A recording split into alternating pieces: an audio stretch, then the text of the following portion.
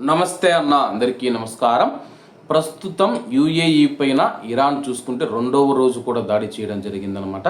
దీనికి సంబంధించి యుఏఈ రక్షణ మంత్రిత్వ శాఖ కీలక ప్రకటన చేసింది.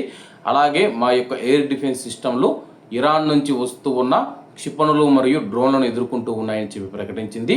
ఈ నేపథ్యంలో యుఏఈలో ఎయిర్పోర్ట్లను మూసివేసిన విషయం అందరికీ తెలిసిందే. స్కూల్స్కి కూడా సెలవులు ఇచ్చారన్నమాట. అలాగే కువైట్ ఎయిర్పోర్ట్ను మళ్ళీ మూసివేస్తారని చెప్పేసి చాలామంది అడుగుతూ ఉన్నారు.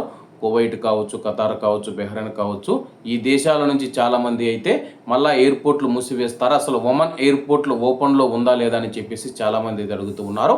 ప్రస్తుతం కువైట్ మరియు ఇతర గల్ఫ్ దేశాలు ఏవైతే ఉన్నాయో యుఏఈ కాకుండా మిగతా దేశాలలోని భారతీయులు ఎవరూ భయపడవలసిన అవసరం లేదు. కువైట్ ఎయిర్పోర్ట్ను మూసివేయరు, ఒమన్ ఎయిర్పోర్ట్ను మూసివేయరు, ఖతార్ ఎయిర్పోర్ట్ను మూసివేయరు, అలాగే బెహ్రెన్ ఎయిర్పోర్టు, సౌదీ ఎయిర్పోర్టు ఏవైతే ఉన్నాయో వాటినైతే మూసివేయరు. ఎవరూ భయపడవలసిన అవసరం లేదు. కాల్పుల విరమణ ఒప్పందం ఏదైతే ఉందో ప్రస్తుతం ఇరాన్, ఇజ్రాయిల్, అమెరికా మధ్య అయితే కొనసాగుతూ ఉంది. అమెరికా కూడా మనం చూసుకుంటే కానీ యుద్ధం ముగిసిందని చెప్పి ప్రకటించింది. ఎవరూ భయపడవలసిన అవసరం లేదు. మళ్ళీ ఇరాన్ యుఏఈ మీద దాడులు ఎందుకు చేస్తుందో ఇరాన్ నుంచి పూర్తిగా వివరణ అయితే లేదనమాట. కాబట్టి కువైట్ ఎయిర్పోర్ట్ను మూసివేరు, ఎవరూ భయపడవలసిన అవసరం లేదు. ప్రస్తుతం మనం చూసుకుంటే కానీ ఫ్లైట్లు యథాతథంగా షెడ్యూల్ చేయబడిన విమానాలు తిరుగుతూ ఉన్నాయని చెప్పేసి కువైట్ ఎయిర్పోర్ట్ అధికారులు అయితే తెలియజేశారు. కాబట్టి ఈ కొద్ది రోజుల ప్రతిష్టంభన ఏదైతే ఉందో కొద్ది రోజులు మాత్రమే కొనసాగుతూ ఉంది. భయపడవలసిన అవసరం లేదు.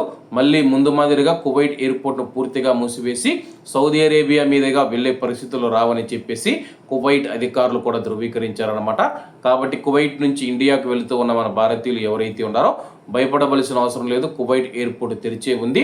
అలాగే మేము పూర్తి స్థాయి సామర్థ్యంతో పనిచేసేందుకు సిద్ధంగా ఉన్నామని చెప్పి కువైట్ ఎయిర్పోర్ట్ అధికారులు కూడా తెలియజేశారు. కాబట్టి అందరూ బాగుండాలి, అందులో మనం ఉండాలి. అందరికీ నమస్తే అన్న, జై హింద్.